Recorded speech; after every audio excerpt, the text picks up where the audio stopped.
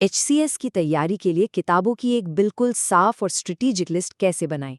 चलिए आज इसी पर बात करते हैं और इस पूरे प्रोसेस को एकदम आसान बनाते हैं। एचसीएस एग्जाम की तैयारी शुरू करते ही ऐसा लगता है जैसे किताबों के एक समंदर में खो गए हों, है ना? क्या पढ़ें, कहाँ से शुरू करें, कौन सी किताब बेहतर है? अगर ये सब सवाल मन में है, तो ये चर्चा इसी उलझन को दूर करने के लिए है। ठीक है, तो चलिए शुरू करते हैं। देखिए, कोई भी किताब उठाने से पहले एक गोल्डन रूल है। ये पूरी तैयारी की नींव है। इसे अपनी सफलता का ब्लूप्रिंट समझ लीजिए। और ये नियम है, कई सारी किताबें एक एक बार पढ़ने से कहीं बेहतर है कि एक स्टैंडर्ड किताब को कई बार पढ़ा जाए। बस इस एक लाइन को अपनी तैयारी का मंत्र बना लीजिए। हमें ज्ञान की गहराई चाहिए, सिर्फ चौड़ाई नहीं। तो अब जब हमारा ब्लूप्रिंट तैयार है, तो अब वक्त है एक मजबूत इमारत के लिए सबसे जरूरी चीज, यानी उसकी नींव रखने का। और ये वो हिस्सा है जिसे हम बिल्कुल भी नजरअंदाज नहीं कर सकते। और तैयारी की ये नींव है एनसीईआरटी की किताबें। हिस्ट्री, ज्योग्राफी, पॉलिटी, इकोनॉमी और साइंस जैसे विषयों के लिए 6ठी से 12वीं क्लास तक की चुनिंदा एनसीईआरटीज पढ़ना बहुत ज़रूरी है। और इनमें भी क्लास 11th और 12th की किताबें सबसे ज़्यादा महत्वपूर्ण हैं। यही आपके कॉन्सेप्ट्स को क्लियर करेंगी और आगे की स्टैंडर्ड किताबों के लिए एक ठोस ज़मीन तैयार करेंगी। तो एक मजबूत नींव के साथ अब हम मुख्य विषयों के पिलर्स खड़े करने के लिए तैयार हैं। इसके लिए हमारे पास एक बहुत ही सटीक और चुनी हुई किताबों की टूल किट है। हमारा पहला और सबसे महत्वपूर्ण पिलर है इतिहास। प्राचीन और मध्यकालीन भारत के लिए पूनम दलाल दहिया की किताब या फिर आर.एस. शर्मा और सतीश चंद्रा की पुरानी एनसीईआरटीज, इन दोनों में से कोई एक चुन सकते हैं।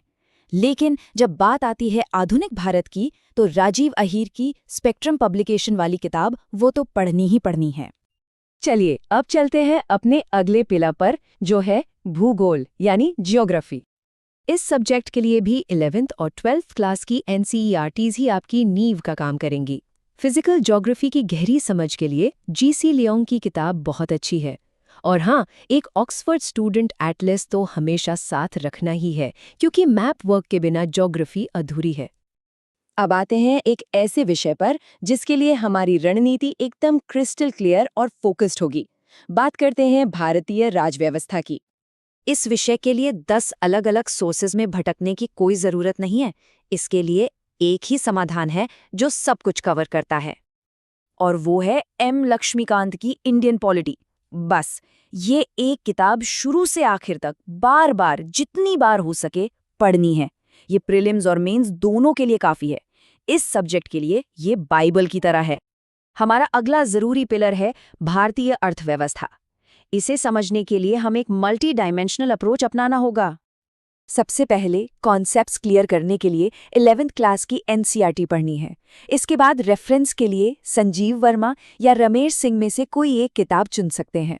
और सबसे जरूरी, हर साल आने वाला नया इकोनॉमिक सर्वे और यूनियन बजट, इन्हें पढ़ना बहुत जरूरी है, क्योंकि ये विषय बहुत डायनामिक है और इनसे सीधे सीधे सवाल बनते हैं। अच्छा, अब 2 और जरूरी विषयों पर एक नज़र डालते हैं। पहला है एनवायरनमेंट। इसके लिए शंकर आईएएस की एनवायरनमेंट किताब सबसे स्टैंडर्ड मानी जाती है, जो प्रीलिम्स और मेंस दोनों का सिलेबस अच्छे से कवर करती है। दूसरा है जनरल साइंस। इसके लिए नींव बनाने का सबसे अच्छा तरीका है 6ठी से 10वीं क्लास तक की एनसीईआरटीज पढ़ना। ये बुनियादी सिद्धांतों को बहुत आसानी से समझाती हैं, और अगर कुछ एक्स्ट्रा फैक्ट्स की जरूरत लगे तो लूसेंस जनरल साइंस की मदद ली जा सकती है।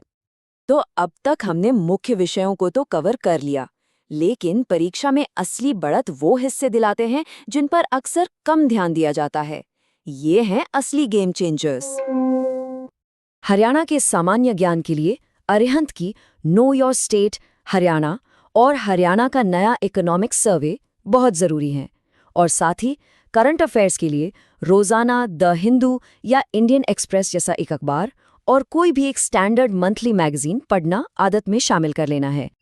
तो ठीक है, इन सभी किताबों और रिसोर्सेज को मिलाकर एक सफल रणनीति कैसे बनाई जाए? चलिए इस पूरी तैयारी की कला को समझते हैं। पूरी रणनीति इन 4 आसान स्टेप्स में सिमट जाती है। पहला, अपनी नींव बनाने के लिए सबसे पहले एनसीईआरटीज खत्म करें। दूसरा, हर विषय के लिए एक स्टैंडर्ड किताब चुनें और बस उसी पर टिके रहें। तीसरा, रोजाना करंट अफेयर्स को अपनी पढ़ाई का हिस्सा बनाएं। और चौथा, जो सबसे जरूरी है, हर चीज को कम से कम 3-4 बार रिवाइज करें। याद रखिए, रिवीजन ही सफलता की असली चाबी है। तो अब जब ये पूरा खाका साफ है और एक क्लियर रोड मैप सामने है, तो सोचने वाली बात यह है कि तैयारी की इस यात्रा में पहला कदम क्या होगा?